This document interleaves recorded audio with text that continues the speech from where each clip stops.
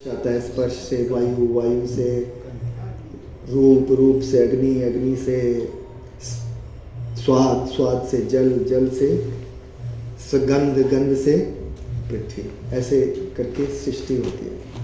पर सृष्टि का उद्गम कैसे होता है? भगवान कृष्ण की कहते हैं बांसुरी से जो ध्वनि निकलती है, वो साउंड जो है वही सब कुछ क्रिएट करता है। हरे कृष्ण मंत्र भी कहते हैं उसको। तो ये था। और बताइए, और किसी को कुछ याद है? साउंड के अलावा हमने क्या किया था? जप के बारे में हमने कुछ बात करी थी, है ना? ध्वनि मुक्ति का कारण है। हाँ, मुक्ति का तरीका है। हाँ, जो साउंड है इसी से ये जगत बनता है और वही इस जगत से मुक्ति का भी कारण है। तो दोनों, मतलब इस भौतिक जगत में रहने का कारण भी म्यूजिक, मतलब अगर मान लो किसी को म्यूजिक से बहुत ज़्यादा अटैचमेंट हो तो बार बार यहाँ पे आएगा। लेकिन अगर उसी म्यूजिक को वो भगवान की सेवा में लगा दे, कीर्तन करने में लगाए, तो कभी जाके वो जरूर शुद्ध हो जाएगा और फिर केवल भगवान की प्रसन्नता के लिए कीर्तन करेगा और फिर जाके धाम पहुंच जाएगा। सही है, बिल्कुल, बहुत बढ़िया, वेरी नाइस, थैंक यू। और कोई पॉइंट?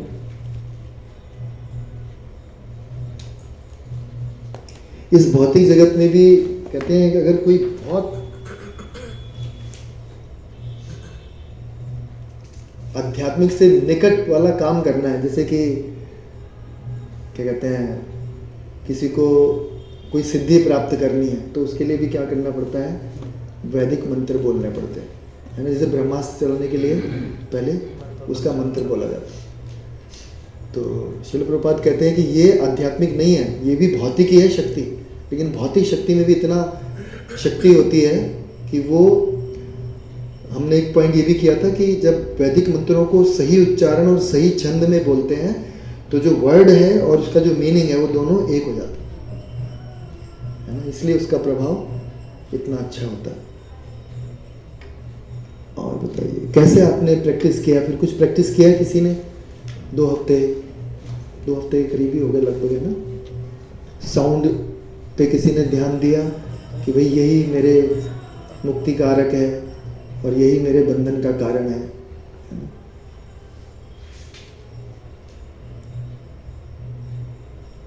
तो हमने ये भी बात करी थी ब्रज बिहारी प्रभु जी के लेक्चर से कि जब हम जप करते हैं तो हम बड़े स्ट्रगल करते हैं, है ना? तो उसको स्ट्रगल नहीं मानना है, उसको क्या करना है? जब भी ऐसा हो कि मन भागे तो हमें कृष्ण को प्रार्थना करनी चाहिए कि भैया देखो, आपकी शक्ति है, मैं बिल्कुल कंट्रोल नहीं कर सकता है इसको, मैं आपकी शरण में हूँ, कृपा करके मुझे शक्ति दें कि मैं आपके नामों का जप अच्छे से कर पाऊँ। वो कहते हैं हमारा जो प्रोसेस है ना, वो कैसा प्रोसेस है पता है आपको? हमें मर्सी बिफोर परफेक्शन। कोई ये कह सकता है ना कि भाई मर्सी कब आएगी? जब आप परफेक्ट हो जाओगे। लेकिन हमारा प्रोसेस क्या है? हमारा प्रोसेस है we need mercy before perfection, तब जाके हम चीज़ों को अच्छे से कर पाएंगे। तो इसके लिए क्या करना पड़ेगा? मर्सी चाहिए भाई, किसी की कृपा चाहिए, तो क्या करना पड़ेगा? उससे प्रार्थना करनी पड़ेगी कि हे भगवान या हे वैष्णव श्रेष्ठ, हम पर कृपा करें कि हम भी वैसा आपकी तरह जप कर पाए, है ना? तो ये था पावर ऑफ साउंड। इस पे आप ना कई सारे लेक्चर हैं, बहुत सारे, आप सुन सकते हो इस्कॉन के, तो डेफिनेटली आपको मदद करेगा। और फिर हमने ये बात करी थी कि क्योंकि साउंड है, और साउंड कहाँ से निकलता है हमारे शरीर में? जीवा से। और ये भी बोला गया है कि सेवन मुखो ही जिह्वा दो, कि शुरू में जो सेवा होती है वो कैसे होती है? मुख से ही होती है, यहाँ से शुरू होती है। और मुख से 2 सेवाएं हो सकती हैं, एक तो नाम करने का और दूसरा प्रसाद पाने का। अभी मैं रिसेंटली पढ़ रहा था तो उसमें बता रहे थे एक जगह कि जो कीर्तन है वो हमारी औषधि है। किस बात की औषधि है हमारी? क्या परेशानी है हमको, क्या बीमारी लगी हुई है? कौन बताएगा हमें क्या बीमारी लगी हुई है? हाँ, भौतिक भोग का जो बीमारी है वो हमारी बीमारी है। और उसके लिए औषधि क्या है? हरि नाम। और कह रहे हैं हमारा आहार क्या है? भगवान का प्रसाद। तो हमारा जो मतलब पूरा पोषण है वो पूरा भगवान के इर्द गिर्द ही है। भगवान के नाम हमारी औषधि और भगवान की प्रसाद जो है वो हमारा आहार। यही दोनों होंगे तो हम बिल्कुल शुद्ध हो जाएंगे इस प्रवृत्ति से जो हमें भौतिक भोग का है। ठीक है ना। उसके बाद हमने क्या बात करी थी कि फिर हमने ये बात करी थी कि बहुत सारी चीज़ों में शुरू में हम भगवान की प्रेजेंस को देख सकते हैं, है ना। क्या क्या चीज़ें थी वो? जल का स्वाद बताया था, है ना। सूर्य और चंद्रमा का प्रकाश, ठीक है। और वेदों में शब्द, हाँ। और आकाश में ध्वनि, हाँ। वेदों में ओमकार, और आकाश में ध्वनि, और सभी जो हमारी जितने भी मनुष्यों में जो भी सामर्थ्य है ना। जैसे आकाश प्रभु जी ने हमें बड़ी मदद की इस पूरे मैराथन में। आप समझ नहीं सकते, मतलब हमको पैसा देना बड़ा आसान है, टिक किया पैसा चला गया। लेकिन मैं जानता हूँ कि यहाँ पे कितना टाइम लगता है, और फिर वहाँ पे कोई बैठा होता है, कोई कर रहा होता है। ये सामर्थ्य कहाँ से आया है? आकाश प्रभु जी के पास। हमारे पास नहीं आया, उनके पास आया। कहाँ से आया? भगवान के पास, है ना। या फिर कोई बहुत अच्छा कीर्तन करता है, कोई बहुत अच्छी सेवा करता है, कोई बहुत अच्छा जो भी करता है, वो क्या है?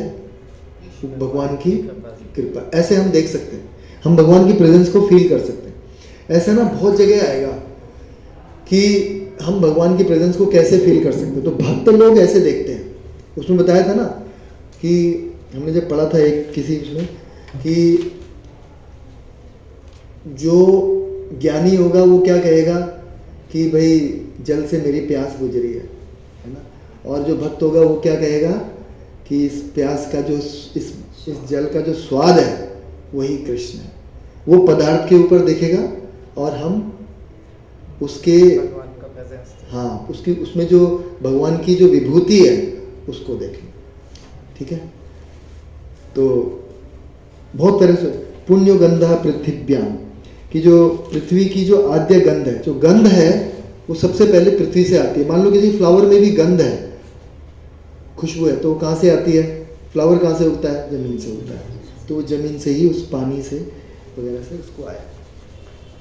अग्नि का तेज उनसे ही आता है। जीवनम सर्वभूतेषु, सभी जीवों का जो जीवन है वो कृष्ण है। अगर हमें ये याद हो जाए जप के समय कि मेरा जीवन जो है वो कृष्ण ही है ना। और फिर एक महाराज बोलते हैं कि वो जप मुझे ऐसा करना चाहिए कि जैसे दिस इज माई लास्ट जपा। तो फिर क्या होगा? वो जप जो है बहुत अच्छा होगा। और तपस्वियों का तप में हूं,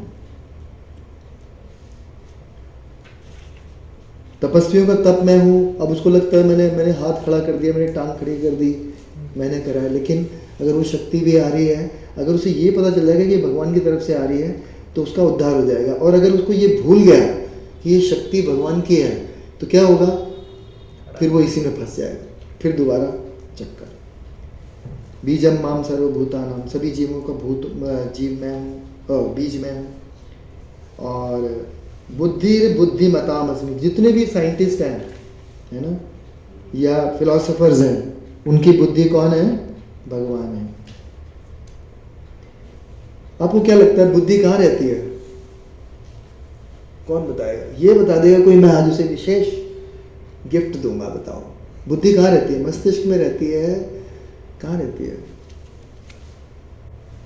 बुद्धि? किसका हिस्सा है? आत्मा के जस्ट ऊपर। हाँ, बुद्धि किसका हिस्सा है? हाँ, सूक्ष्म शरीर का। कैसे? मन, बुद्धि और अहंकार। तो बुद्धि जो रहती है वो आत्मा के ऊपर रहती है। अहंकार रहता है, अहंकार के ऊपर बुद्धि, बुद्धि के ऊपर मन। तो जो बुद्धि है उसको बताते हैं वो आत्मा का लक्षण है। ऐसा नहीं मस्तिष्क है। जैसे जब दक्ष और सती वाला प्रसंग हुआ तो दक्ष का सर काट दिया गया। जब शिवजी ने दोबारा दक्ष को बकरे का सर लगाया तो ऐसे नहीं कि उसने मैं करी। उसने क्या किया, उसने बहुत ग्लोरीफाई किया शिवजी को। जो वो सब जानता था वो सब आ गया उसको। इसका मतलब क्या है, मस्तिष्क में नहीं है। कहाँ है, आत्मा में। श्रील प्रभुपाद ये बताते हैं वहाँ पर, गणेश जी के साथ भी हुआ। बुद्धिर बुद्धिमतामस्मि तेजस तेजस्वी नाम। जितना भी तेज किसी में है, हम देखते हैं ना कोई बहुत प्रखर होता है बोलने में, कुछ भी बोलता है लोगों को बड़ा प्रभावित करता है। ये तेज कहाँ से आ रहा है? अगर उसे ये पता चल गया कि ये तेज हमें भी पता चल गया तो हम उससे द्वेष नहीं करेंगे। उसे पता चल गया तो फिर उसका मुक्ति का मार्ग प्रशस्त है, नहीं तो वही तेज बंधन का कारण हो जाएगा। बलम बलवताम चाहम, कह रहे हैं अगर यहाँ पे श्रील प्रभुपाद क्या बताते हैं बल के लिए, कि सभी कामनाओं तथा इच्छा से रहित बल हो, और धर्मो अविरुद्धो कामो अस्मि। श्रील प्रभुपाद बताते हैं कि संतान उत्पत्ति के लिए जो हम काम करते हैं, जो समागम होता है स्त्री और पुरुष का, वो कृष्ण है अगर वो संतान उत्पत्ति के लिए। और फिर भगवान बताते हैं कि ये जितने भी चीज़ें हैं इस जगत में वो सब क्या है, 3 गुणों में रहती है, ठीक है। लेकिन मैं इन सब से स्वतंत्र हूँ। फिर श्री प्रभुपाद बताते हैं कि जैसे कोई नियम बनाता है सरकार या राष्ट्रपति, तो वो उन नियमों से ऊपर होता है, ऐसे ही भगवान भी है। अब आज हमने 13 भी पढ़ लिया था, हमने वैसे लास्ट टाइम पढ़ लिया था। उसमें बता रहे हैं 13 में कि तीनों गुणों के द्वारा, इन तीनों गुणों के द्वारा ये सारा गुण, सारा जगत जो है वो मोहित है, ठीक है। लेकिन उसी इन्हीं तीनों गुणों में रहने के कारण कोई मुझे जान नहीं सकता, ठीक है। यहां तक हमने कर लिया। अब आज हमने आगे करना है। ओम अज्ञानतिमिरन्धस्य ज्ञानाञ्जनशलाकया चक्षुरुन्मीलितं येन तस्मै श्रीगुरुवे नमः। श्रीचैतन्यमनोभीष्टं स्थापितं येन भूतले स्वयं रूपः कदा मह्यं ददाति स्वपदान्तिकं। वन्देऽहं श्रीगुरोः श्रीयुतापदकमलं श्रीगुरुं वैष्णवांश्च श्रीरूपं साग्रजातं सगणरघुनाथान्वितं तं सजीवं साद्वैतं सावधूतं परिजनसहितं कृष्णचैतन्यदेवं श्रीराधा कृष्णपादान् सगणललिता श्रीविशाखान्वितांश्च। हे कृष्ण करुणा सिन्धु दीनबन्धु जगत्पते गोपेश गोपिका कान्त राधा कान्त नमोस्तुते। तप्त कांचन गौरांगी राधे वृंदावनेश्वरी वृषभानुसुते देवी प्रणमामि हरिप्रिये। वाञ्छाकल्पतरुभ्यश्च कृपा सिन्धुभ्यैव च पतितानां पावनेभ्यो वैष्णवेभ्यो नमो नमः। जय श्री कृष्ण चैतन्य प्रभु नित्यानंद श्री अद्वैत गदाधर श्रीवासादि गौर भक्त वृंद। हरे कृष्णा कृष्णा कृष्णा हरे हरे, हरे राम राम राम हरे हरे। नमः विष्णुपादाय कृष्णप्रेष्ठाय भूतले श्रीमते भक्तिवेदांत निति नामिने। नमस्ते सारस्वती देवे गौरवाणी प्रचारिणे निर्विशेष शून्यवादी पाश्चात्य देश तारिणी। हरि बोल। तो श्रील प्रभुपाद से प्रार्थना करते हुए कि जो भी हम पढ़ें सुने वो बिल्कुल उन्हीं की परंपरा में हो और वो हमारे जीवन में हम उतार सकें। खाली वो बोलने और सुनने के लिए ही न रह जाए, नहीं तो क्या हो जाएगा, ये श्रमेव ही केवलम। जब करते समय लगता है हमें कभी 2 घंटे लगा दिए यार, श्रमेव ही केवलम हो गया, कुछ आया हुआ नहीं है ना। तो ऐसा आना चाहिए। 13 से करना है, 14। तो भगवान कह रहे हैं कि तीनों गुणों में रहते हुए इस संसार से कोई मुझे जान नहीं सकता। तो कैसे जान सकता है भाई, यहाँ पे बताया, दैवी एषा गुणमयी, मम माया दुरत्यया, मामेव ये प्रपद्यन्ते, मायामेतां तरन्ति ते। पढ़िए प्रभु जी।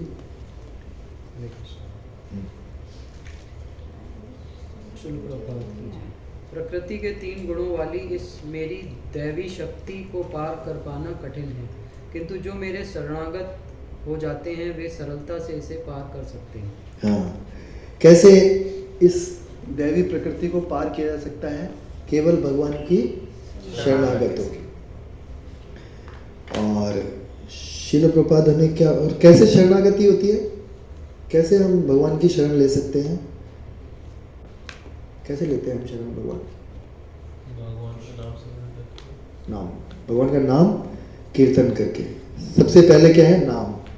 फिर वो नाम हम बहुत अच्छे से करेंगे तो रूप अपने आप आएगा फिर उनका सामने, फिर उनके बाद उनके गुण आएंगे, फिर उनकी लीलाएं आएंगी। ठीक है, हमें जंप नहीं करना है उनकी लीलाओं पे। तो पहले हमें नाम को साध्य करना, मतलब नाम को सार्थक करना है बिल्कुल। अगर अच्छे से करेंगे तो वैसा होगा। और शिल प्रभुपाद हमें इस पूरे परपट में बताते हैं 3 चीज़ें। पहला कि भैया नित्यबद्ध कौन है। ठीक है, तो नित्यबद्ध कौन है? देखिए नीचे आइए प्रभु जी, 7वीं लाइन में, अतः बद्ध जीव नित्यबद्ध है। मिल गया? मिल गया सबको? हाँ, तात्पर्य शिल प्रभुपाद के द्वारा। अतः बद्ध जीव नित्यबद्ध हैं, कोई भी उसके बद्ध होने की तिथि को नहीं बता सकता। बद्ध का मतलब समझते हो ना? क्या होता है बद्ध का मतलब? बंधे हुए। हाँ, तो एक्चुअली क्या है कि हम एक कंडीशन है हमारी, हम कंडीशनड हैं। मैं एक तरह से कार्य करता हूँ, 50% तमोगुण, 20% रजोगुण, 30% या जो भी होगा, ऐसा एक मिक्सिंग है। तो वो जो है वो मेरा वो मेरी बद्धता का परिचय है, उसको बोलते हैं बद्ध। फलस्वरूप प्रकृति के चंगुल से उसका छूट पाना अत्यंत कठिन है, बहुत कठिन है। भले ही प्रकृति अपरा शक्ति क्यों न हो, क्योंकि भौतिक शक्ति परम इच्छा द्वारा संचालित होती है। हाँ, क्यों नहीं हम उससे पार पा पाते हैं? हालांकि हमसे निकृष्ट है, जीवात्मा तो उत्कृष्ट है और जो माया है वो अपरा है, लेकिन हम क्यों नहीं पार पा सकते उसके साथ में? क्योंकि वो भगवान की परमेच्छा से चलती है ना? ठीक है, आगे। जिसे लांग पाना जीव के लिए कठिन है। यहाँ पर अपरा भौतिक प्रकृति की दैवी प्रकृति कहा गया है, क्योंकि इसका संबंध दैवी है तथा इसका चालन दैवी इच्छा से होता है। हाँ, ठीक बात है। तो पहला तो हमारी नित्य बद्धता क्या है कि भैया हम इन तीनों गुणों में फंसे हुए हैं और इससे बाहर निकल नहीं सकते, क्योंकि ये तीनों गुण जो हैं वो भगवान की इच्छा के द्वारा हमें बांधे हुए रस्सी से।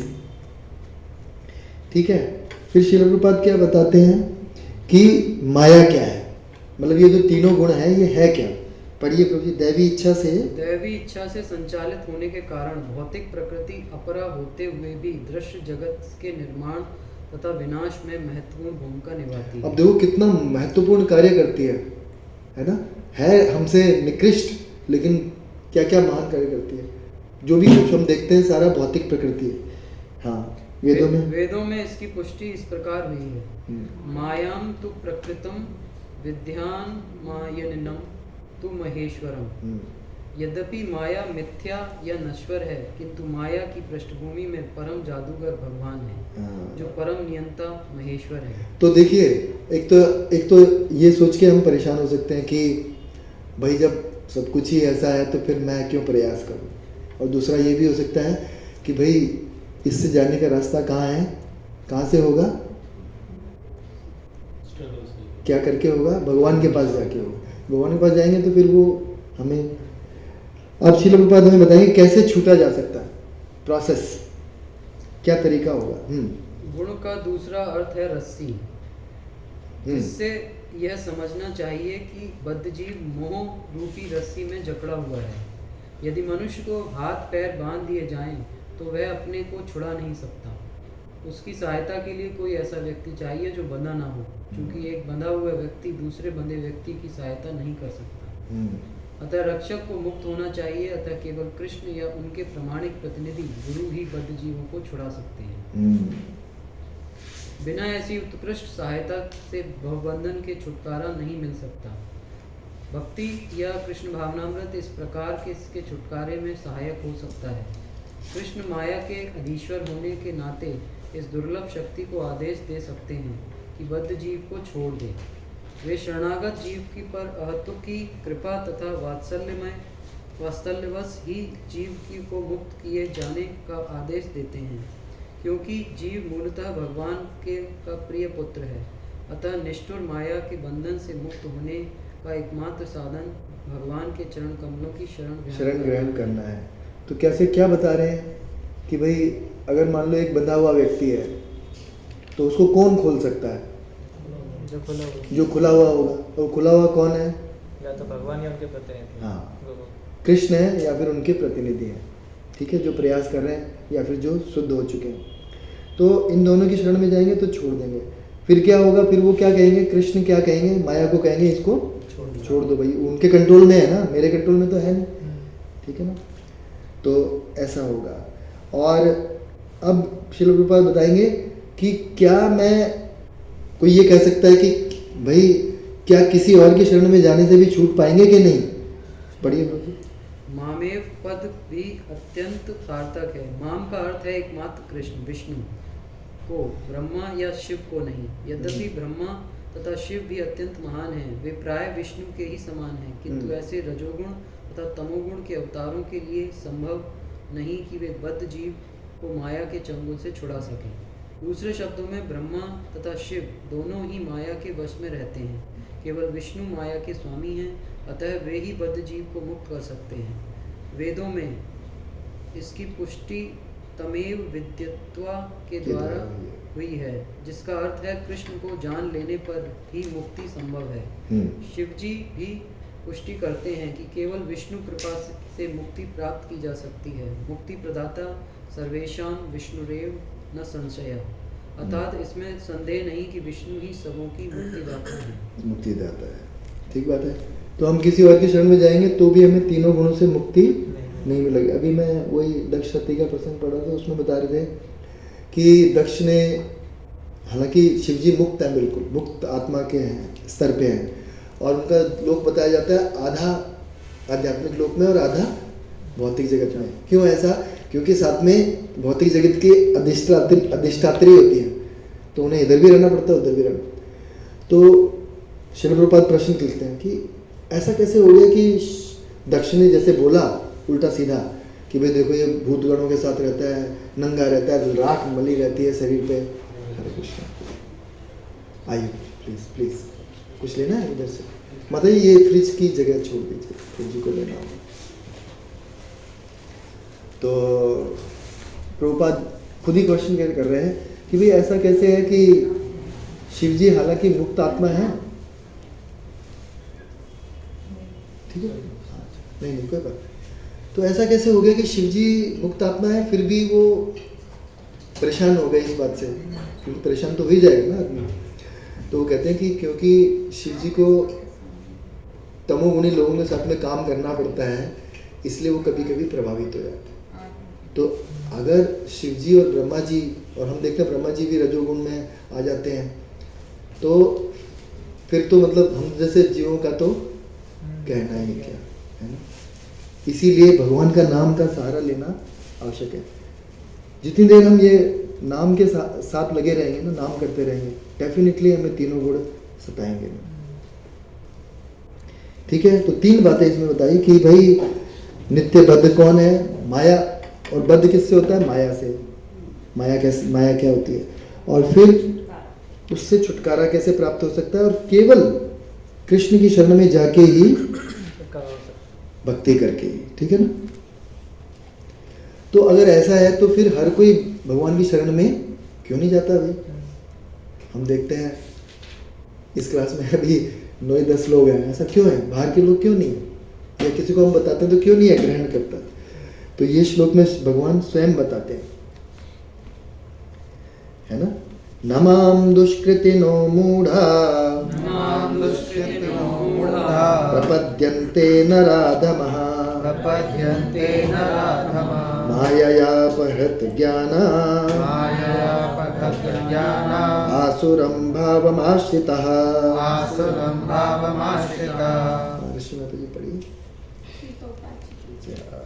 जो निकट मूर्ख हैं, जो मनुष्यों में अधम हैं, जिनका ज्ञान माया द्वारा हर लिया गया है, तथा जो असुरों की नास्तिक प्रकृति को धारण करने वाले हैं, ऐसे दुष्ट मेरी शरण ग्रहण नहीं करते। तो इसमें भगवान ने 4 प्रकार के लोग बताए हैं जो कि भगवान की शरण ग्रहण नहीं करेंगे, जबकि ये बताया गया है, और उनमें से ज्ञानी भी आएंगे, उन्हें पता है कि भैया ये 3 गुण फंसाने वाले हैं, लेकिन वो भी नहीं लेते। क्यों, हम पढ़ेंगे उसको। तो 4 कौन कौन है। पहला है नराधमा, मूढ़ा। पहला कौन है, मूढ़ा। दूसरा नराधमा।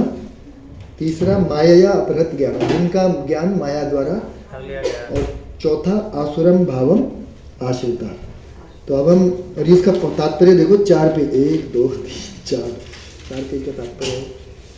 आपकी हिम्मत नहीं होगी पढ़ने की, मैं बता रहा हूँ, है ना। लेकिन इसको डिसाइफर करते हैं। तो मूढ़ा कौन होते हैं। श्रील प्रभुपाद इसमें ना 2 उदाहरण बताते हैं। एक गधे का उदाहरण देते हैं।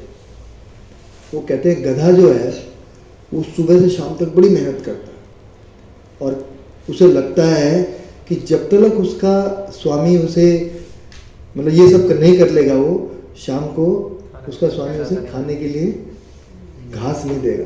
श्रील प्रभुपाद कहते हैं घास तो सब जगह लगी ही पड़ी है, वो कहीं भी जाके खा सकता है। बहुत जगह उदाहरण देखते हैं।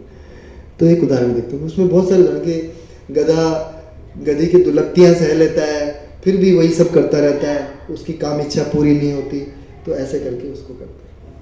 ठीक है। और दूसरा क्या बताते हैं एग्जाम्पल, वो कि जो सुअर है, कहते हैं कि वो ना जाके मल खाएगा, आप उसको अगर खीर दे दोगे ना वो खाएगा नहीं। तो कहते हैं ऐसे ही जो पशु के स्तर पे है, सूअर के स्तर पे है, उनको आप जाके बताओगे ना भैया आत्मा होती है कोई चीज़, अरे नहीं आत्मा नहीं भैया, ये शरीर ही बहुत कुछ है, वहीं तक सीमित रह जाते हैं। तो पहले 2 ये जो मूढ़ा का आया वो तो ये हो गया। अभी पहले हम, हाँ अगर इससे चले, क्या था, हाँ मैंने मूढ़ा का पहले बता दिया ना आपको, गधा बता दिया और सुअर बता दिया, है ना। ये बताया 5वें और 6ठे पैराग्राफ। अभी आप देखो यहाँ पे अगर पढ़ोगे, यहाँ से पढ़ो माता जी, भारवाही पशु का उपयुक्त उदाहरण, जहाँ पे मूढ़ लिखा है ना, मूढ़, उसी में 3री लाइन मिल गया सबको। भारवाही पशु का उपयुक्त उदाहरण गधा है। इस पशु से उसका स्वामी अत्यधिक कार्य लेता है। गधा यह नहीं जानता कि वह अहर्निश किसके लिए काम करता है। वह घास से पेट भर कर संतुष्ट रहता है। अपने स्वामी से मार खाने की भय से केवल कुछ घंटे सोता है, और गधी से बार लात खाने के भय के बावजूद भी अपनी काम तृप्ति पूरी करता है। कभी कभी गधा, ये बहुत सुंदर है, कभी कभी गधा कविता करता है और दर्शन भगा रहता है, किंतु उसके देखने से लोगों की शांति भंग होती है। ऐसी ही दशा उन सकाम कर्मियों की है जो यह नहीं जानते कि वे किसके लिए कर्म करते हैं। वे यह नहीं जानते कि कर्म यज्ञ के लिए। ऐसे- यज्ञ कौन होता है? भगवान के- भगवान। यज्ञ मतलब भगवान विष्णु का नाम है एक यज्ञ। और यज्ञ का मतलब ये भी है कि सेक्रीफाइस की तरह होना चाहिए, हमारी एंजॉयमेंट के लिए नहीं होना चाहिए। तो अभी ना एक जगह मैं घर के उद्घाटन में गया था, तो वहाँ पे वो जो भौतिक कर्मकांडी पंडित आते हैं ना, वो भी आए हुए थे। तो वो भी बता रहे थे कि भैया हमारे शास्त्रों में ये लिखा है कि 10% हमें अपनी सैलरी का जो कमाई है वो दान देना चाहिए, तब जाके वो शुद्ध होता है, या फिर वो यज्ञ बनता है जो भी हम कर रहे हैं। अगर वो नहीं कर रहे हैं तो फिर क्या है? यज्ञ नहीं। गधे के रेखने के समान है, देख लो। पर ये बड़ा सुंदर था कि कभी कभी गधा कविता करता है और फिलॉसफी भी करता है लेकिन इससे लोगों की शांति ही भंग होती है ना। ठीक है, अब आइए नीचे, बताइए थोड़ा नीचे। जो सूकर, दूसरे छठे पैराग्राफ में लास्ट की 3 लाइनें, 4 लाइनें। जो सूकर विष्ठा खाता है, जो शुकर विष्ठा खाता है वह चीनी तथा घी से बनी मिठाइयों की परवाह नहीं करता। उसी प्रकार मूर्ख कर्मी इस नश्वर जगत की इंद्रियों को सुख देने वाले समाचारों को निरंतर सुनता रहता है, किंतु संसार को गतिशील बनाने वाली शाश्वत जीवित शक्ति प्राण के विषय में सुनने में तनिक भी समय नहीं लगाता। हाँ कह रहे हैं वो बहुत कुछ सुनता है ना, ट्रम्प, स्कोर, जो भी मतलब हमारे रिलेटेड है, लेकिन कहते हैं अगर उसे प्राण शक्ति यानी कि आत्मा के बारे में बताया जाए तो उसको कोई इंटरेस्ट नहीं है ना। जैसे वो सुअर को खीर में इंटरेस्ट नहीं है। ठीक है, ये हो गया। तो फिर दूसरा कौन है? नराधमा। अब नराधमा का मतलब क्या बता रहे हैं? पढ़िए ये पहली 2 लाइन, सौरभ प्रभु जी पढ़िए। उसी के नीचे वाले पैराग्राफ। हाँ एकदम हाँ, दूसरा। हरे कृष्णा। दूसरे प्रकार के दुष्कृत नराधर्म अर्थात अधम व्यक्ति कहलाता है। नर का अर्थ है मनुष्य, मनुष्य और अधम का अर्थ है सबसे नीच। सबसे नीच मतलब जो मनुष्यों में सबसे नीचा है वो। तो कौन है भाई ऐसा? अब आइए, जो मनुष्य सामाजिक तथा राजनीतिक दृष्टि से उन्नत हैं, जिनका कोई धर्म नहीं होता, वे नराधम माने जाते हैं। नहीं, यहाँ आइए, मनुष्य जीवन का सुसंस्कृत रूप मिला सबको, थोड़ा सा नीचे। उसी में? हाँ उसी में, उसी पैराग्राफ। हाँ जी भाई। नराधम का मतलब क्या है? मनुष्य जीवन का सुसंस्कृत रूप सर्वशक्तिमान परम सत्य श्री भगवान कृष्ण के साथ मनुष्य की विस्मृत भावना को जागृत करने के लिए मिला है। जो इस सुअवसर को हाथ से जाने देता है वही नराधम है। कौन हुआ नराधम? अंजू माता जी। मनुष्य जीवन का सुसंस्कृत रूप सर्वशक्तिमान परम सत्य हाँ श्री भगवान कृष्ण के साथ मनुष्य की विस्मृत भावना को जागृत करने के लिए। हाँ, जो इस मनुष्य जीवन का लाभ, पूरा लाभ नहीं उठा रहा है, वो नराधम है। ठीक है। हाँ पढ़िए प्रभु जी शास्त्र। शास्त्रों से पता चलता है कि जब बालक माँ के घर में अत्यंत असहाय रहता है तो वह अपने उद्धार के लिए प्रार्थना करता है और वचन देता है कि गर्भ से बाहर आते ही वह केवल भगवान की पूजा करेगा। संकट के समय ईश्वर का स्मरण प्रत्येक जीव का स्वभाव है, क्योंकि वह ईश्वर के साथ सदा से संबंधित रहता है।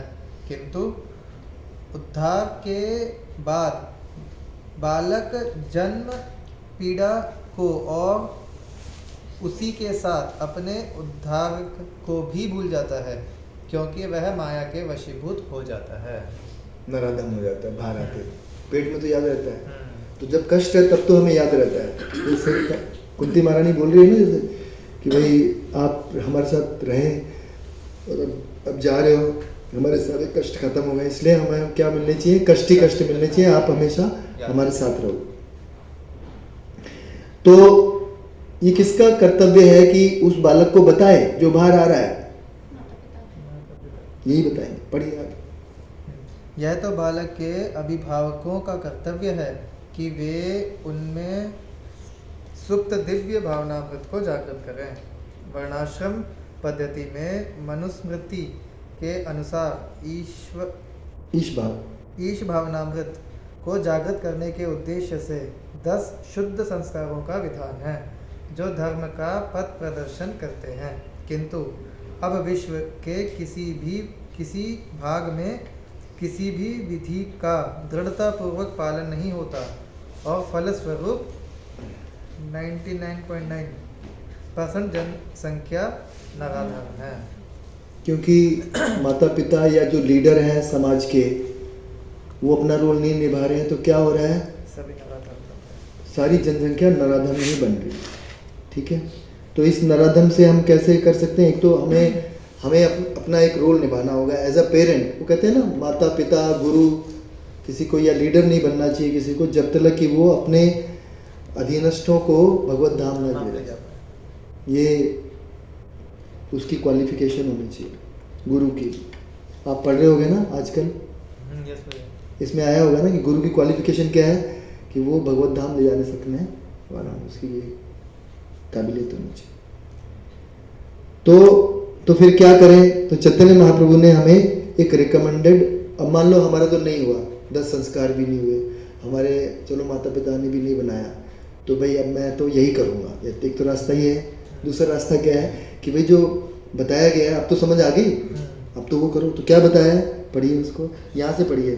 श्री चैतन्य महाप्रभु। हाँ नहीं, गुरु रूप ईश्वर के अवतार, नीचे से चौथी लाइन। हाँ। 9 है। हाँ। गुरु रूप ईश्वर के अवतार श्री नित्यानंद प्रभु ने 2 भाइयों जगाई तथा मधाई नामक विशिष्ट नराधर्म का उद्धार किया और यह दिखला दिया कि किस प्रकार शुद्ध भक्त नराधर्मों पर दया करता है।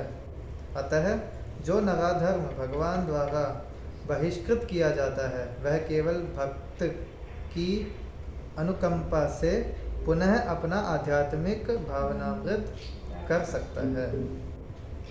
क्या करना है? केवल भक्तों की संग करना है ना, केवल शुद्ध भक्तों के संग से, या भक्त जो शुद्ध भक्ति का प्रैक्टिस कर रहे हैं उनके संग से हम ऐसा कर सकते हैं। ये हमारे पास उदाहरण है।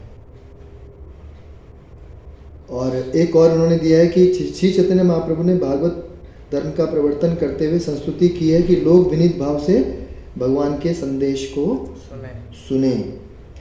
विनीत भाव से श्रवण करने मात्र से अधम मनुष्य को उद्धार हो सकता है, किंतु दुर्भाग्य से वे इस संदेश को नहीं सुनना चाहते। परमेश्वर की इच्छा के प्रति समर्पण करना तो दूर रहा, ये नराधम मनुष्य के प्रधान कर्तव्य की डटकर उपेक्षा करते हैं। पहला कर्तव्य क्या है मनुष्य का? कि उसे भगवान के विषय में श्रवण करना चाहिए। वो श्रवण कैसे हो, कि श्रवण की इच्छा कैसे जागृत होती है? क्या करना पड़ता है उसके लिए? संग करना पड़ता है ना।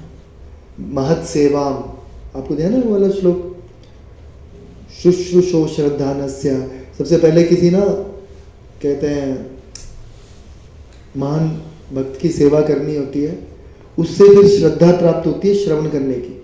आप लोग कितना श्रवण करते हैं दिन में? अच्छा बताइए रश्मि माता जी, कितनी देर श्रवण करती हो आप? जो बैठ के करती हो और वैसे करती हो, मतलब कैजुअली कि भाई मैं कुछ और कर रही हूँ, सबके लिए बोल रहा हूँ, आपके लिए मैं भी ऐसा करता हूँ कि कैजुअली हमारा श्रवण कितना है और बैठ के श्रवण कितना है? प्रभु जी एक लेक्चर बैठ के सुनती हो आप पूरा? नाश्ता करते नाश्ता करते मतलब कुछ एक्टिविटी करते हुए मैं सुनती हूँ, ठीक है। तो माता जी एक लेक्चर सुनती हैं, आपके गुरु महाराज का सुनती हो? गुरु महाराज जो सुबह वो करते हैं। हाँ, मतलब कोई सा भी सुन लूँ, ये नहीं सुबह वाली। अच्छा, कोई सा भी सुन ले, गुरु हाँ, महाराज का महाराज। सुन। अच्छा ठीक है, आप बताइए आपके घर में? एक लेक्चर वही आप दोनों बैठ के नाश्ते के टाइम पे? मतलब वो कोई और सुनते हैं, मैं दूसरा सुनता। अच्छा, ये लाभ है ना। अब इनका उधर रखा होता है किचन में, क्योंकि हो सकता है एक भक्त का सेवा करने का ऐसा हो कि मैं भगवान के लिए फूलों की माला बनाऊँ, और दूसरे का हो सकता है मैं कीर्तन करूँगा। तो वेरी नाइस। आज सुबह मंदिर वाला सुना था। अच्छा, आप क्या करते हो प्रभु जी? कितना श्रवण है आपका? मतलब बिल्कुल बैठ के तो नहीं, बट आधा पौना घंटा के आसपास तो है। आधा घंटा। आप कैसे? एक लेक्चर डेली। एक लेक्चर डेली बैठ के सुनते हो या नहीं, एक्टिविटीज। कुछ करते हो? ठीक है माता जी। मेरा सुबह एक ही होता है, 1 घंटे का। अच्छा, तो वो मतलब बैठ के होता है माता जी या बैठ के होता है? बैठ के होता है, वेरी नाइस। मंजू माता जी? 10-15 मिनट ओके, किसी एक्टिविटी के साथ। किसी एक्टिविटी के साथ। आप माता जी? अच्छा, आप तो कैसे सुनोगे? मंदिर में आते हुए तो सुनते ही होगे ना? हाँ। लेक्चर सुन लेती हाँ। हूँ, नहीं सुनती हूँ तो सुबह जाके पहले मालाएं करती रहती हूँ 2 घंटे, फिर 8 बजे सेवा में चली जाती हूँ, हाँ। कभी कभी लेक्चर भी सुन लेती तो वहाँ सेवा में भी कुछ कुछ लेक्चर तो चलता रहता है ना? हूँ। वो कीर्तन चलता रहता है, हाँ। लेक्चर नहीं चलाते हैं। लेक्चर नहीं चला, अच्छा। नहीं तो भटक जाएंगे, इधर उधर करेंगे ही नहीं। हम्म, कीर्तन चलता रहता है, कीर्तन चलता है। कीर्तन चलता है। बस वही सुनते रहते हैं। भाव में आ गया तो फिर कहीं मुश्किल हो जाएगी उससे। हाँ, तो इसलिए तो हमें श्रवण बहुत करना चाहिए। लेक्चर नहीं चला। जो रियल में जो चीज़ हमें वो करेगी ना, क्या कहते हैं, प्यूरिफाई, वो करेगा हमारा जप और भगवान के नाम लीलाओं के बारे में श्रवण, भगवान के बारे में श्रवण। हफ्ते में 2-3 दिन बैठ जाते, कभी नहीं तो सेवा में उधर जाना होता है। सही है। तो ब्रज बिहारी प्रभु जी एक और लेक्चर में बता रहे थे कि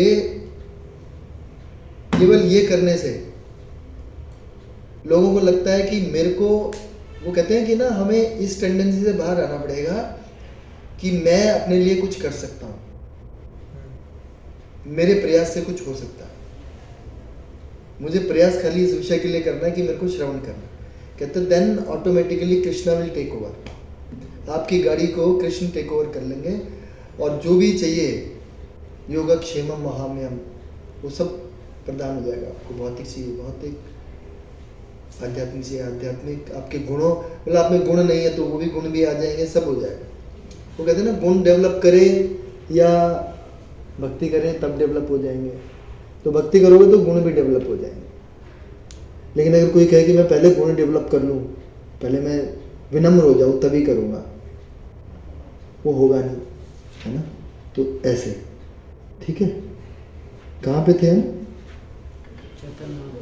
चैतन्य महाप्रभु वाला श्रवण। तो हमारा श्रवण बहुत इंपॉर्टेंट होना चाहिए और कोशिश कीजिए कि 10-15 मिनट श्रवण को बैठ के करो। बैठ के करने का मतलब क्या है, या तो आपने जैसे सुन लिया, अब उसमें से कोई पॉइंट आपको अच्छा लगा, उस पॉइंट को आप अपने जीवन में उतारने का प्रयास करो, तो ये बैठ के सुनना भी हो गया। मतलब वो कहते हैं ना, पहले हियरिंग, फिर क्या करना है, कंटेम्पलेटिंग, फिर उसके बाद कि मैं अपने जीवन में इस इंस्ट्रक्शन को कैसे उतार सकता हूँ। जब ये करेंगे तब हृदय परिवर्तन होगा, ठीक है। नहीं तो क्या होगा, खाली इन्फॉर्मेशन आएगी, जैसे मैं आपको भी बता रहा हूँ, this is just information. Transformation कब होगा, जब मैं अपने जीवन में इसको उतार लूँगा या आप अपने जीवन में उतार लो, ठीक है।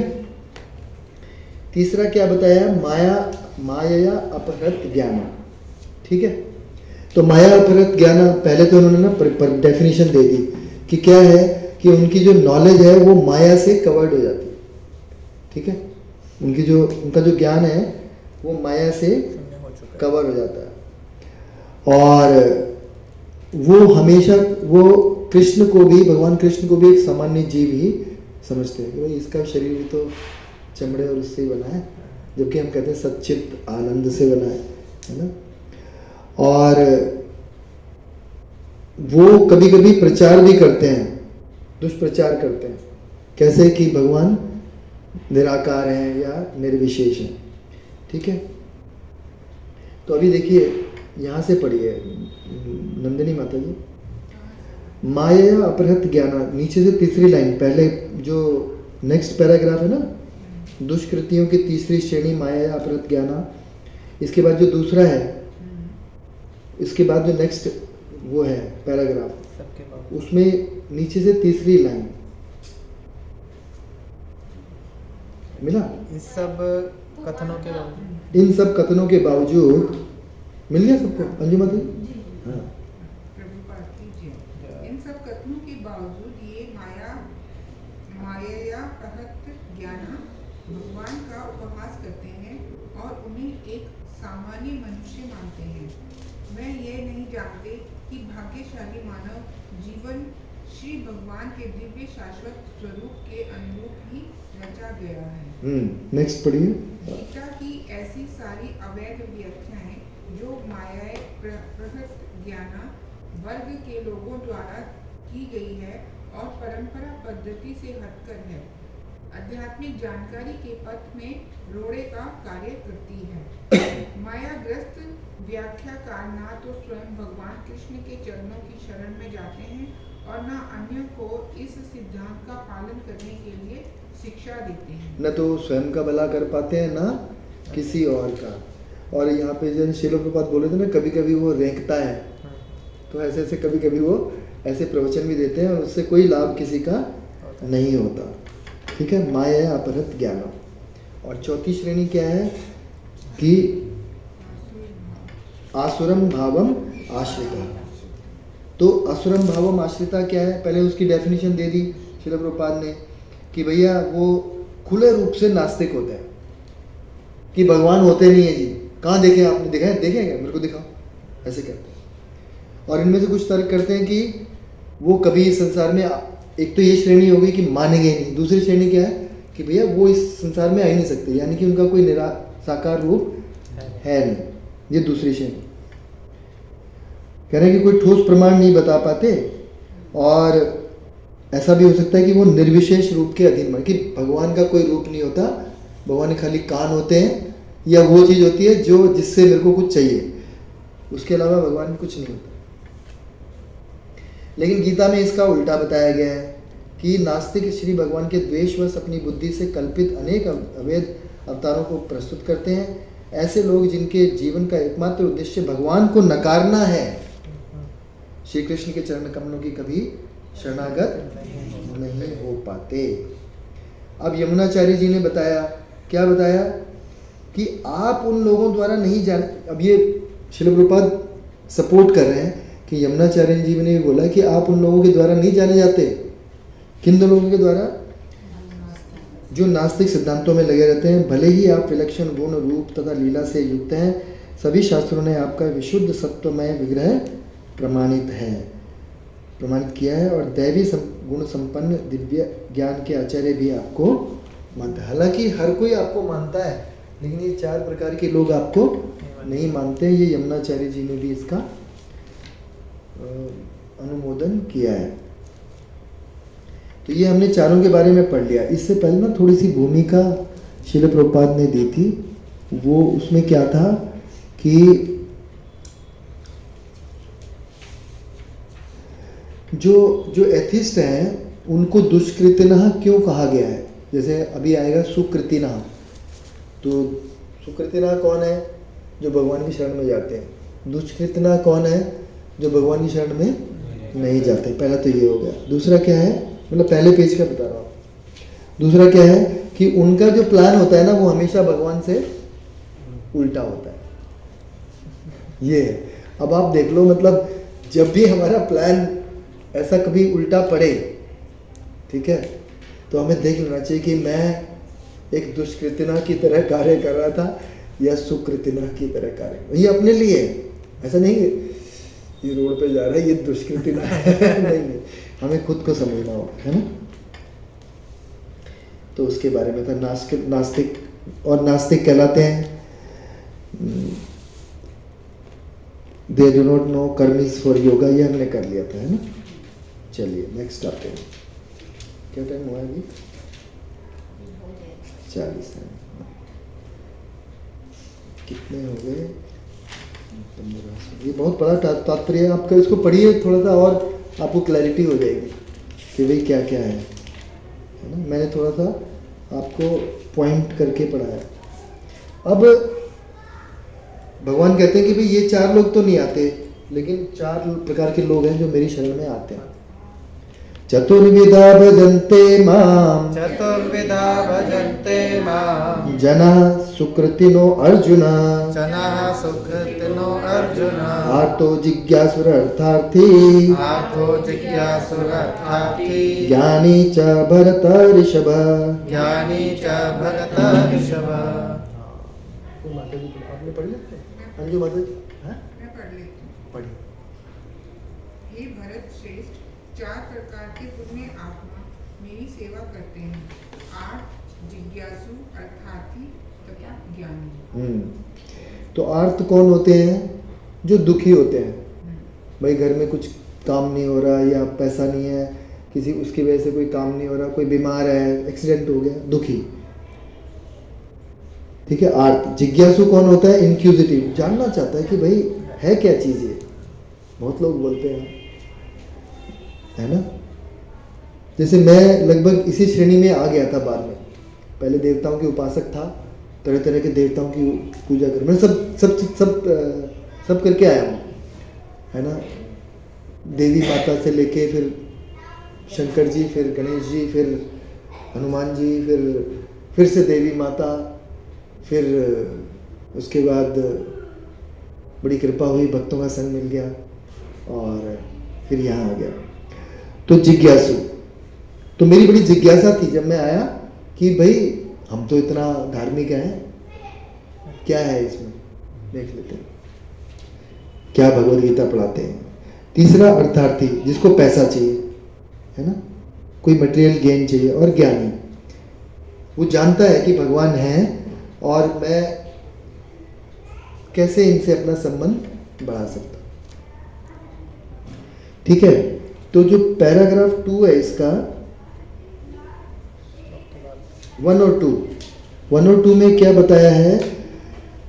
श्री प्रभुपाद कह रहे हैं कि ये चारों जो हैं वो शुद्ध भक्त नहीं है, चारों को कुछ ना कुछ चाहिए। ठीक है, तो अगर कुछ चाहिए तो वो शुद्ध भक्ति नहीं है। तो शुद्ध भक्ति क्या है, उसका यहाँ पे उदाहरण दिया गया।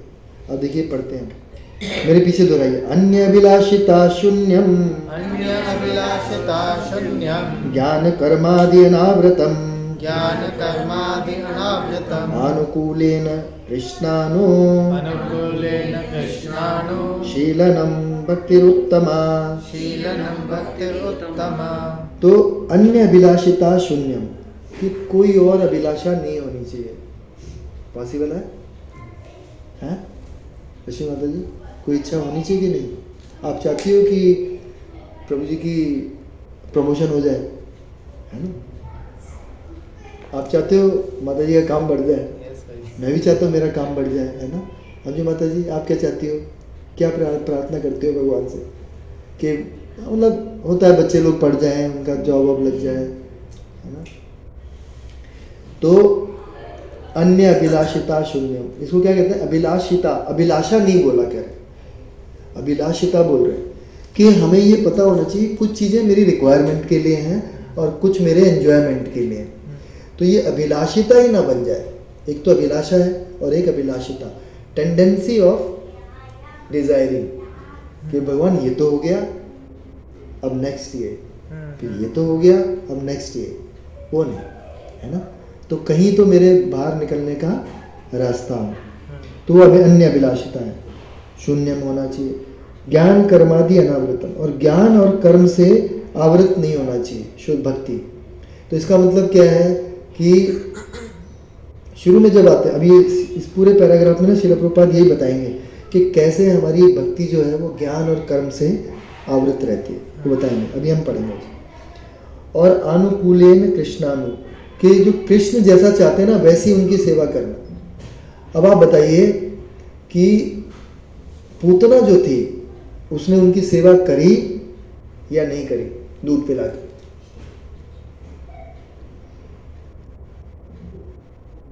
सेवा करी थी ना। तो वो अनुकूलेन थी या प्रतिकूलेन थी?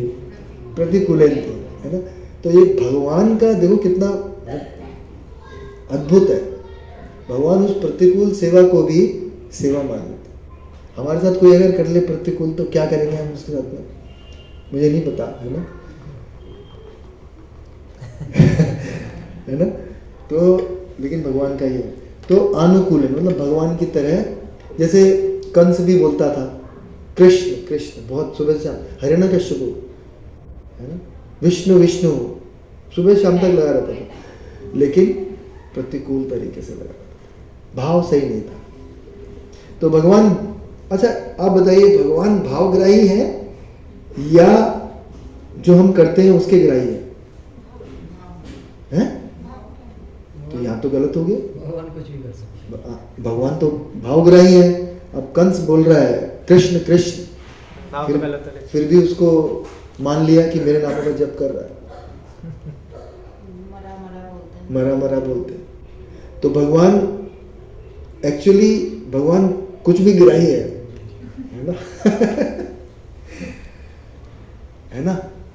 तो अब देखो, लेकिन इसका मतलब ये नहीं है कि हम भी कंस की तरह करें।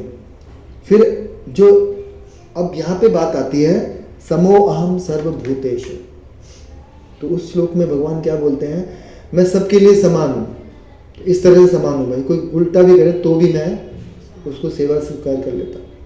लेकिन जो मेरा भक्त है वो मेरे को प्रिय है और मैं उसको प्रिय हूँ, ये भी है। तो मैं सबके साथ समान व्यवहार करूँगा, लेकिन जो मेरी भक्ति करेगा, जो मेरी अनुकूल सेवा करेगा, मैं भी उसको अनुकूल फल ही दूंगा। ये तो उसका विशेष अधिकार है।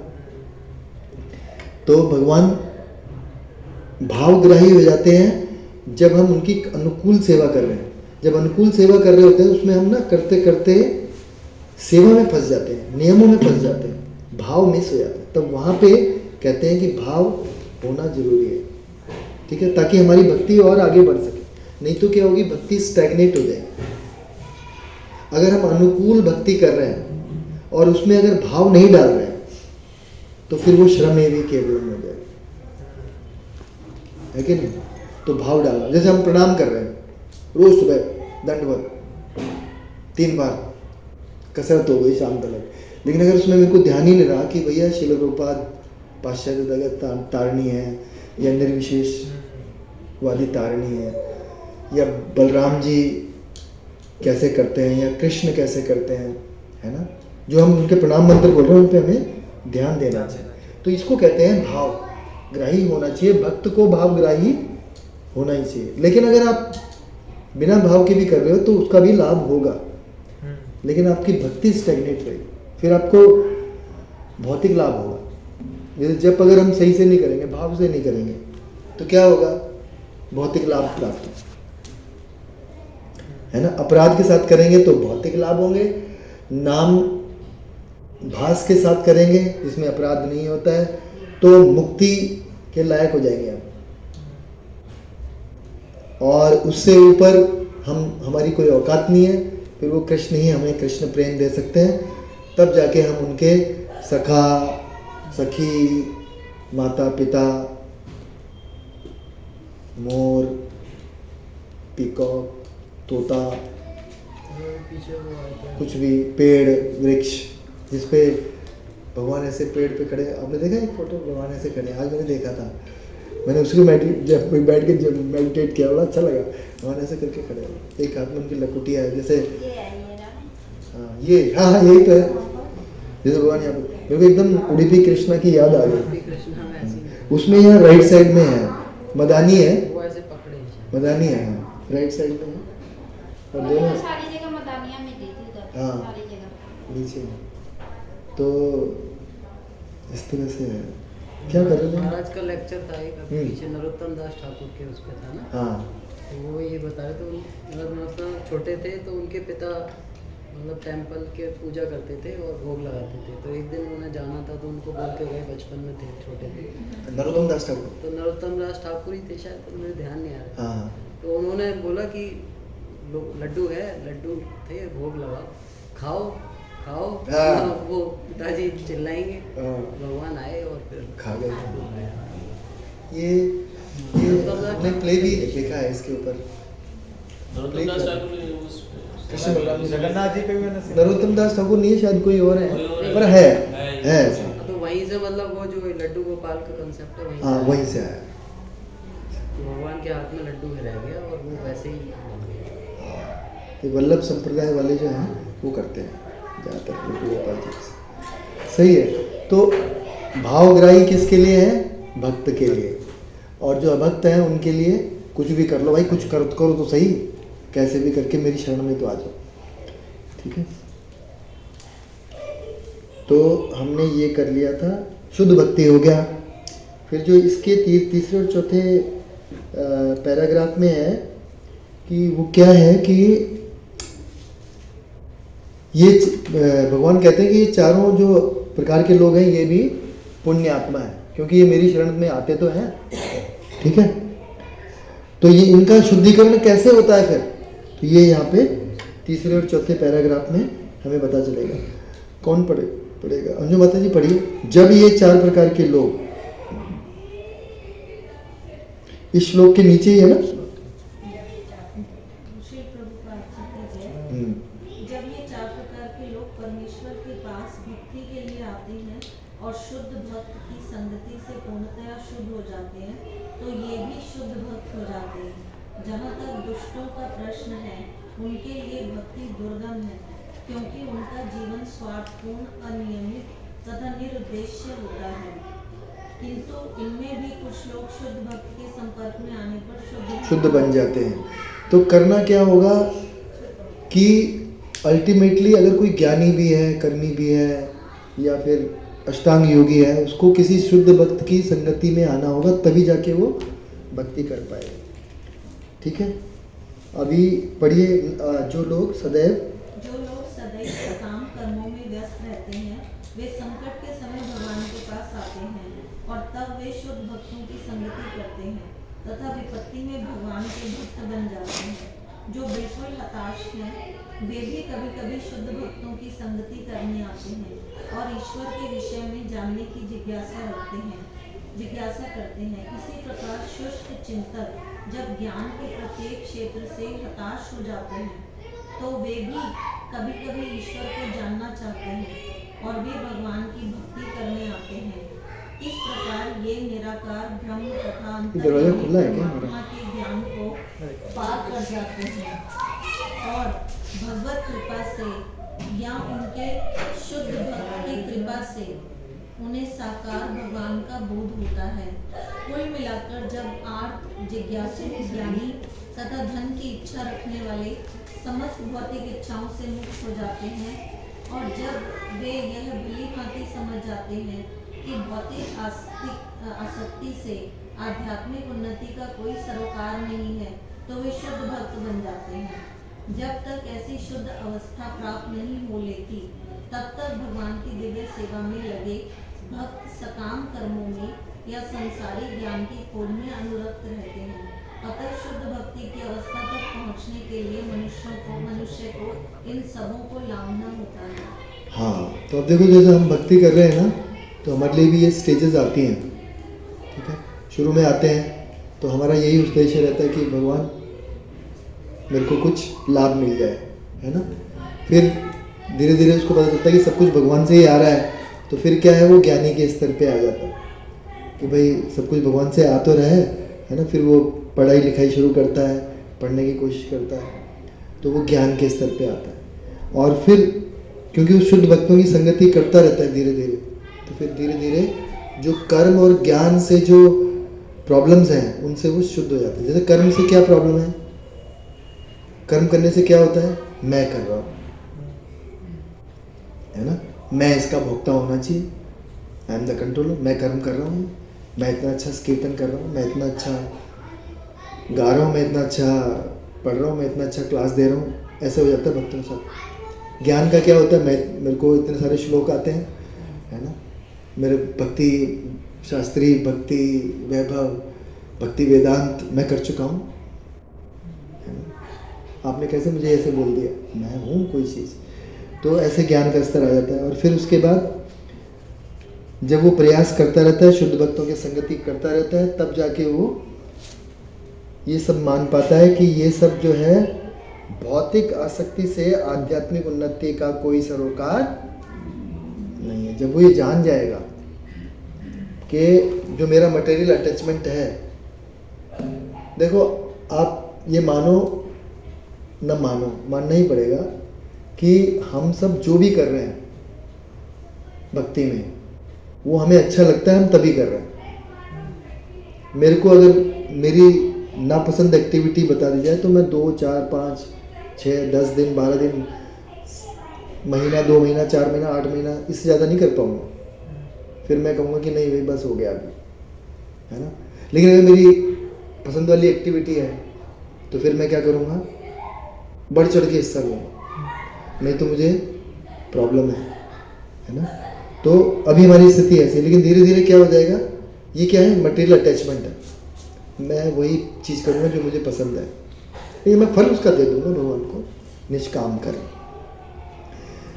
लेकिन जब ये स्थिति आ जाएगी ना, धीरे धीरे भक्तों के साथ रह के कि कोई बात नहीं, अब मैं ये एक्टिविटी जो भी है वो मेरी सेवा है, भगवान प्रसन्न हो रहे हैं इससे, तब जाके फिर शुद्ध भक्ति का लेवल आ जाए। ठीक है, तो वो बहुत मुश्किल है, बहुत सालों तक भी नहीं आ पाता है। लेकिन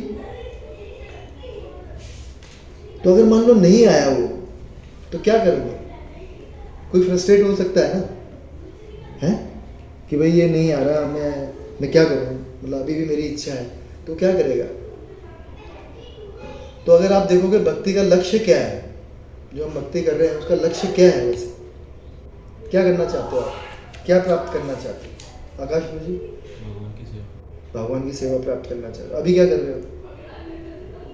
तो प्रसन्न करने का प्रयास कर रहे हैं, पर सेवा नहीं, जैसे मतलब जब करते हो तो वो भी भगवान की सेवा ही है ना, है कि नहीं? मुझे ये ना अपनी इंद्र तृप्ति की भी बात हो गई है बेसिकली। नहीं, जब जो कर रहे हो वो तो सेवा है। नहीं, वो उसमें ये लग रहा है कि मैं कर रहा हूँ उसको, मतलब मैं अपने उसको एक। हाँ तो कोई बात नहीं, मैं तो हम सभी स्तर पे हैं, मैं भी इसी स्तर पे हूँ, कोई बात नहीं, घबराने की जरूरत नहीं, मैं इसीलिए बात कर रहा हूँ इसको। तो कर तो रहे सेवाएं, और जब भक्ति का जो लक्ष्य होगा, जब सब कुछ बढ़िया होगा, तब क्या प्राप्त करेंगे? शुद्ध सेवा। तब भी सेवा ही प्राप्त करेंगे। बट कृष्ण प्रेम करके करेंगे क्या? सेवा ही, भगवान की सेवा करेंगे तो सेवा ही ना, वो अभी भी कर रहे हैं। तो वही आपका साधन है और वही आपका साध्य है। इसलिए इस प्रोसेस की सबसे बड़ी खासियत क्या है कि even if you are not qualified, even then Krishna accepts. आप समझ रहे बात को? मैं इससे परेशान ना हो जाऊं कि भाई मैं जब करता हूँ, मैं कीर्तन करता हूँ अपनी पसंद के लिए करता हूँ, तो कोई बात नहीं, कृष्णा एक्सेप्ट्स इट। मैं कोई भी बड़ा कार्य करता हूँ अपना नाम दिखाने के लिए करता हूँ, उसमें कृष्ण है ना कहीं। कहते हैं we want to make Krishna in our centre, ये है ना हमारी फिलॉसफी। पहले कॉर्नर पे तो ले आओ, bring Krishna in your corner. जैसे हम घर में लाते हैं तो किसी कॉर्नर में रखते हैं पहले शुरू में, होता है कि नहीं? फिर धीरे धीरे वो एक ऑल्टर बनता है, फिर वो एक सेंटर में आता है। तो कहते हैं ऐसे हो जाएगा, डोंट वरी। मुझे साधक और भक्त में फर्क क्या है? साधक और भक्त में फर्क क्या है? साधक और भक्त में कोई फर्क नहीं, स्थिति है। वो साधक भी भक्ति कर रहा है। जैसे भाई आपको देखो कितने साल हुए, मेरे को कितने हुए? 12 साल 13 साल, कम बता रहे हो आप, देखो ऐसा मत करो। तो मैं क्या करता हूँ, मैं भी हरे कृष्णा मंत्र करता हूँ, आप भी क्या करते हो? हरे कृष्णा। दोनों भक्ति करने का प्रयास कर रहे हैं ना। बस अंतर कहाँ आता है, हमारी रिलेशन में अंतर हो सकता है ओवर द टाइम, कि भाई आपकी रिलेशन कुछ होंगी, मेरी रिलेशन कुछ होंगी, उसमें अंतर हो सकता है। जिसने ज़्यादा सेवा करी है हो सकता है उसको ज़्यादा रियलाइजेशन आ सके, ऐसा है बस। पर ऐसा कोई हार्ड एंड फास्ट नहीं है। जैसे हम अभी उडुपी में गए थे तो वहाँ मैं देख रहा था 20 साल का लड़का, वो उस मठ का स्वामी था जिस मठ को सेवा मिली थी। अभी चेंज ओवर होता है वो सेवा, हर 2 साल में सेवा चेंज होती है। 20 साल का तो ऐसा कोई हार्ड एंड फास्ट भी नहीं है कि भाई ऐसे ही होता है। पर नॉर्मली जो भक्ति का प्रोसेस है उसमें यही है कि जितनी आप देर तक रहोगे और भक्ति करने का प्रयास कर रहे हो, अगर कुछ और करने का प्रयास करो तो फिर तो मुश्किल है। तो आपको रिलेशन आती है धीरे धीरे। तो अपने आप को परेशान नहीं कर लेना कि भाई मैं खाली मेरी इंद्रिय तृप्ति के लेवल पे हो रहा है। नहीं, कोई बात नहीं। This is your biggest, Shri भगवान खुद कह रहे हैं ना, ये चारों क्या हैं? पायस हैं। श्री प्रभुपाद कह रहे हैं कि दे ऑल, भगवान इन सबको शुद्ध भक्ति की संगति से जीवन स्वास्थ्य कहीं हमने पढ़ा था ना। चारों प्रकार के पुण्यात्मा हैं। हाँ, चारों प्रकार के पुण्यात्मा, ये चारों पायस हैं क्योंकि ये भगवान की शरण में आते तो हैं। तो आप अगर मोटिव के साथ भी आ रहे हो तो वेरी गुड है, पर उसको अगर बेटर बनाना है तो उन मोटिव्स को धीरे धीरे कम करना होगा। तो मोटिव्स धीरे धीरे कम कैसे होते हैं? मोटिव धीरे धीरे कम कैसे होंगे?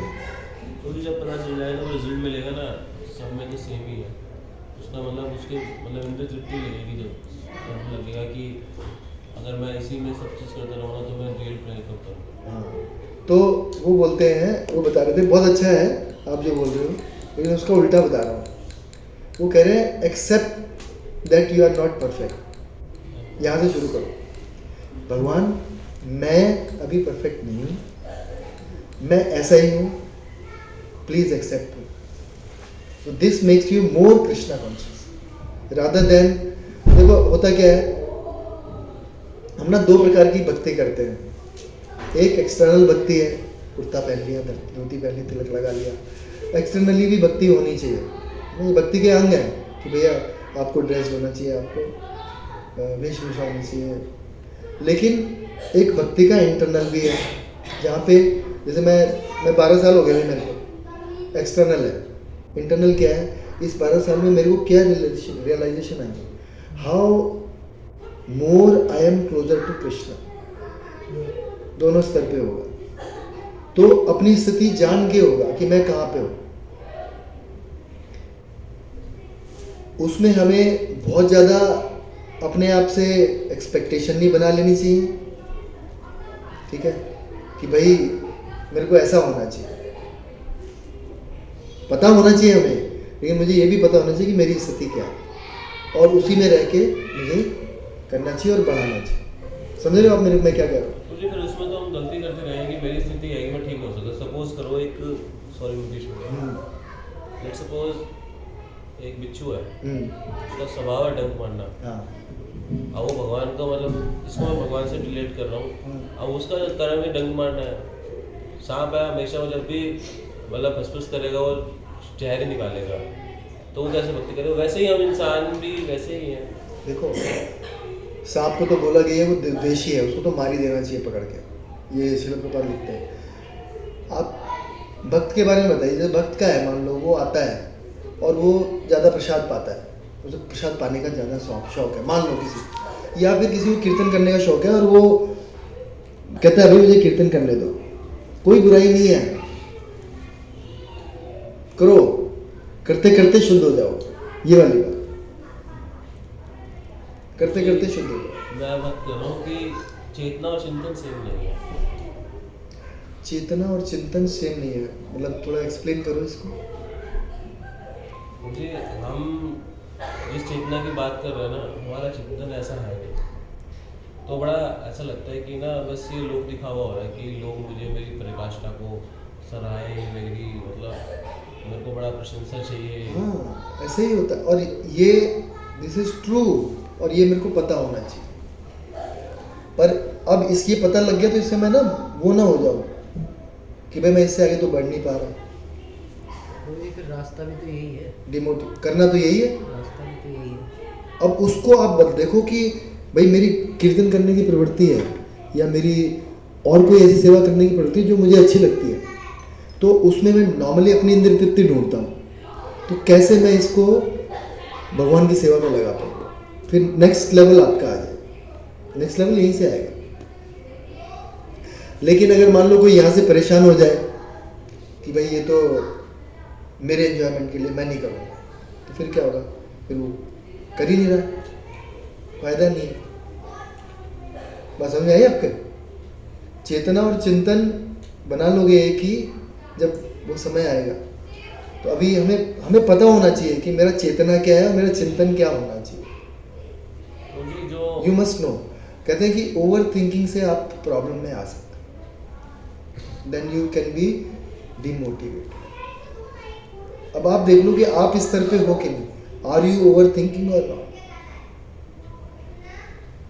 मुझे जब तक उसको आत्मसात नहीं करेंगे तो उसको कैसे एक्सेप्ट कर पाएंगे। अगर इसको अगर ओवर थिंक मेरे को ऐसा लगता है, क्योंकि ना इस हफ्ते जो क्लासेस के टॉपिक थे ना मतलब आईडीसी के, वो इसी के ऊपर थे और मैं बड़ा उसके ऊपर मतलब काम कर रहा था। तो उसमें एक लाइन बहुत अच्छी स्ट्राइक करी मुझे कि ना अगर हम इस तक पे इस मतलब रास्ते पे हैं कि हमको भगवान को पाना है, और प्रभुपाद जी बोलते हैं कि अगर आप इस दौरान कुछ मिस्टेक्स करते हो तो प्रभुपाद जी और कृष्ण आपको एक दो बार क्षमा करेंगे।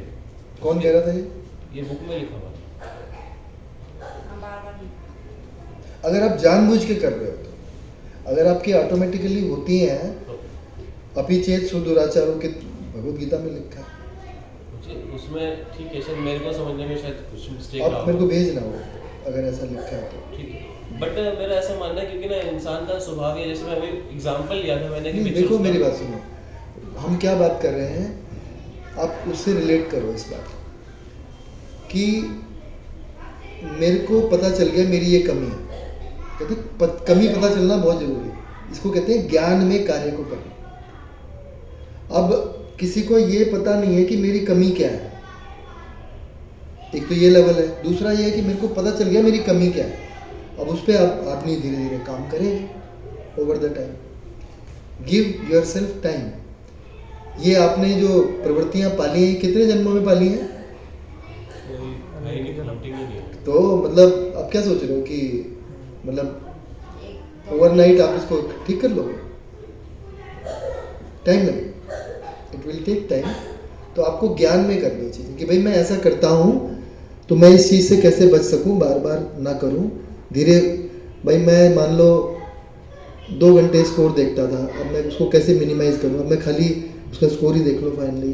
मतलब मैं एक बात कह रहा हूँ कि उस तरह से आप इसको मिनिमाइज़ करें, पर ग्लानी में ना आ जाए कभी। ये कहने का मतलब अपने आप को उत्साहित बनाए रखें। ग्लानी में तो जब तमोगुण में आ गए तो कुछ होना ही नहीं। तमोगुण में आ गए, उसका यही होता है ओवर थिंकिंग इज रजोगुण। रजोगुण के बाद आदमी तमोगुण में ही जाता है। ये बिल्कुल सही है ना? तो उस तरह से अप्लाई करना चाहिए। ठीक है, तो आज हम यहीं पे विराम करते हैं। किसी का कोई प्रश्न है और तो वो बताइए। और हाँ, आपको बताता हूँ हम मध्यम मंदिर वर्ग में सबसे फर्स्ट आए, तो आपको पता चल ही गया है। 2,60,000 भगवत गीता कल तक जो पैसे आए थे उसके हो गए हैं। मोस्टली आज और कल में क्लोज हो जाएगा। और हमारी क्लास का स्कोर कुछ था 900 कुछ 36 ऐसे कुछ हुआ है, मैसेज जो आया था। अभी बढ़ जाएंगे? हाँ? अभी बढ़ जाएंगे? अब वो आज कल में हो जाएंगे तो बढ़ जाएंगे। 5 और बढ़ा। अच्छा, आज और कल में जो होंगे तो वो बढ़ के आ जाएंगे। नहीं, मैंने अभी जमा नहीं करे। अच्छा, अब तो कहाँ होंगे जमा? नहीं वो तो उस पर तो हो ही रहे। अगर उसके बाद भी करेंगे तो वो अगले साल काउंट होगी। और एक चीज़ और करनी थी, हाँ, हमारे 936 हुए हैं और इसके लिए सारा जो श्रेय जाता है वो आकाश प्रभु जी को जाता है। तो आकाश प्रभु जी के लिए हम हरे कृष्णा मंत्र करेंगे और आकाश प्रभु जी के लिए हम एक विशेष गिफ्ट लेके आए हैं, कृपा सिंधु। मैंने ना एक जगह पढ़ा कि जो मंदिर में देखो मतलब 4 प्रकार के भक्त बताए कि जो हरे कृष्णा बोलता है उसे वैष्णव मानना चाहिए, प्रणाम करना चाहिए। जो उससे उन्नत है, जो जिसकी दीक्षा हो जाती है वो उसको हमें दंडवत प्रणाम करना चाहिए। और जो मंदिर में सेवा करता है उसके पैर छूने चाहिए। तो मैं ऐसा तो नहीं कर पाऊंगा आपको शर्म आएगी, पर मैं आपके लिए ये कर सकता हूँ कि आपको एक कृपा सिंधु बुक है जो हमने ध्यान है उस दिन हम पढ़े थे। पढ़ी आपके पास है ये बुक? तो ये आपके लिए है और एक डायरी आपके लिए है। आप ऐसे ही श्रील प्रभुपाद की सेवाओं में लगे रहें। और प्रभु जी बहुत उत्साहित हैं बुक डिस्ट्रीब्यूशन के लिए। It was my personal fault या जो भी कह लें कि मैं उन्हें वो एनवायरनमेंट नहीं दे पाया इस बार कि वो अपनी पूरी प्रतिभा को निकाल पाते। But that's how it is. Prabhu ji. नहीं नहीं प्रभु, ये हमारा एक इंडिविजुअली है, मतलब ये प्रभुपाद जी की है कि जहाँ जाओ वहाँ प्रचार करो। हम अपने उसके अंदर कर सकते हैं, तो आपका बढ़ा लेंगे, आप उसको बढ़ा देंगे। तो श्री आकाश प्रभु जी के लिए एक हरे कृष्णा मंत्र करते हैं। हरे कृष्णा कृष्णा कृष्णा हरे हरे, हरे राम